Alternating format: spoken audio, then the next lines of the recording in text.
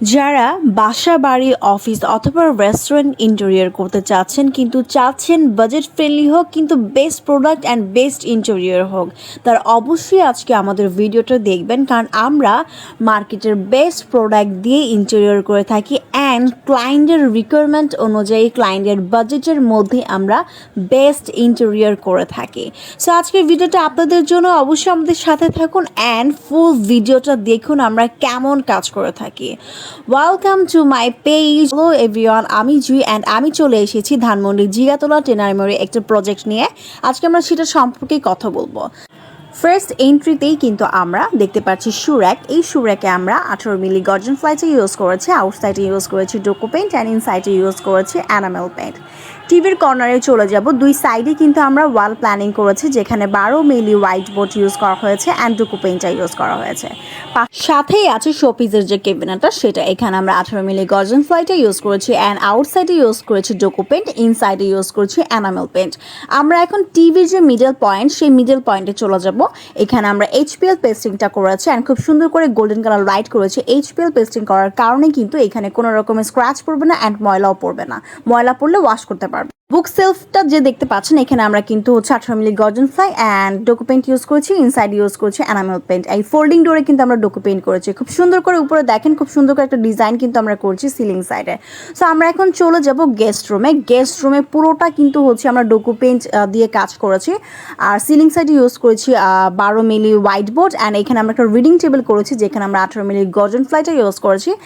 আউটসাইডে use করেছি ডোকো paint and ইনসাইডে use করেছি enamel paint. আমরা পুরো ইন্টেরিয়র ম্যাক্সিমাম জায়গায় কিন্তু হচ্ছে গিয়ে ডোকো পেইন্টটা ইউজ করেছে।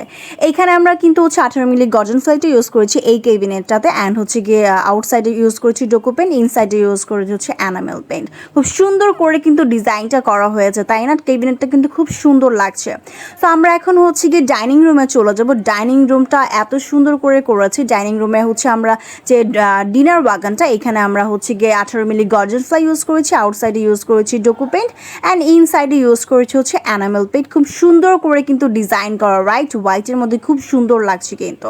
সো আমরা এখন চলে যাব বেসিনের যে কেবিনেট, সেই কেবিনেটের এইখানে খুব সুন্দর করে কিন্তু সিলিং সাইডে দেখেন কি সুন্দর ডিজাইন করা না। এখানে কিন্তু আমরা হচ্ছে গিয়ে 12 মিলি হোয়াইট বোর্ড করা হয়েছে অ্যান্ড হচ্ছে গিয়ে ডোকো পেইন্টটা ইউজ করেছে। তো আমরা আবার মুভ করি হচ্ছে গিয়ে বেসিন কেবিনেটটা। এখানে আমরা হচ্ছে গিয়ে 18 মিলি গর্জন ফ্লাই ইউজ করছি অ্যান্ড এখানে কিন্তু পিভিসি ইউজ করছি, যার কারণে পানিতে একদমই নষ্ট হবে না। দেখেন সিলিং সাইডগুলো কি সুন্দর করে করা হয়েছে, একদম জাস্ট দেখার মতো চোখ জুড়ে যায়, তাই না? এখানে কিন্তু আমরা 12 মিলি হোয়াইট বোর্ডটা ব্যবহার করেছিলাম। মাস্টার বেডে মুভ করি। মাস্টার বেডের হচ্ছে সিলিং সাইডে কিন্তু আমরা হচ্ছে 12 মিলি হোয়াইট বোর্ড দিয়ে করেছি অ্যান্ড ডোকো পেইন্টটা ইউজ করেছি। আমরা সিলিং সাইডগুলোতে সবসময় হচ্ছে গিয়ে 12 মিলি হোয়াইট বোর্ড অ্যান্ড হচ্ছে গিয়ে ডোকো পেইন্টটা ইউজ করে। ড্রেসিং টেবিলও কিন্তু আমরা হচ্ছে 18 মিলি গর্জন ফ্লাইটে ইউজ করেছি অ্যান্ড হচ্ছে গিয়ে আউটসাইডে ইউজ করেছি ডোকো পেইন্ট, ইনসাইডে ইউজ করেছি এনামেল পেইন্ট অ্যান্ড ভিতরে কিন্তু আমরা হচ্ছে একটা লাইটিংও করেছি। সো মাস্টার বেডের যে আপনার বেড সাইডের ফ্রন্ট সাইড, সেখানে কিন্তু আমরা ওয়াল প্ল্যানিং করেছি, যেখানে আমরা 12 মিলি হোয়াইট বোর্ড ইউজ করেছি অ্যান্ড ডোকো পেইন্টটা ইউজ করেছি।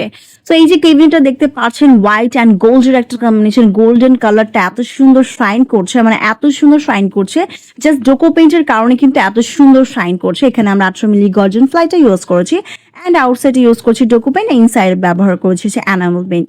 আমরা এখন হচ্ছে কি সামনের দিকে মুভ করতে থাকি। ডাইনিং রুমটা অ্যাকচুয়ালি ডাইনিং রুমটা দেখেন কি সুন্দর লাগছে, ডিনার ওয়াগনটা জাস্ট চোখ জোড়ানোর মতো অ্যান্ড সিলিং সাইডে এত সুন্দর করে ডিজাইন করা।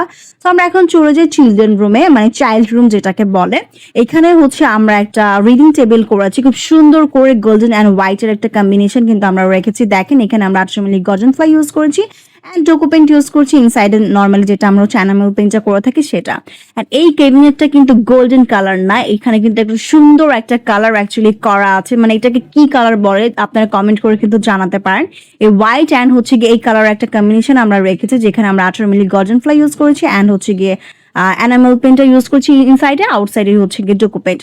অ্যান্ড এই বেড সাইডের ফ্রন্ট সাইডটা দেখেন তো, এইখানে কিন্তু আমরা ওয়াল প্ল্যানিং করেছি, খুব সুন্দর করে ডিজাইন করেছি অ্যান্ড এখানে আমরা হচ্ছে গিয়ে 12 মিলি হোয়াইট বোর্ডটা করেছে। সো আমরা এখন কিচেন রুমে চলে যাব, সবার মানে সবথেক জায়গা বলতে পারেন বা দুঃখজনক একটা জায়গা বলতে পারেন, মানে নারীদের জন্য অ্যাকচুয়ালি দুঃখজনক। সো এইখানে কিন্তু আমরা খুব সুন্দর করে ইন্টেরিয়র করেছি, যেহেতু এটা হচ্ছে কি সবারই একটা সারাদিন এখানে থাকতে হয়, একটা মানে সৌন্দর্য ব্যাপার থাকে বা ডেকোরেশন একটা ব্যাপার থাকে, সবাই চায় কিচেন রুমটা খুব সুন্দর করে ডেকোরেট করে থাকো।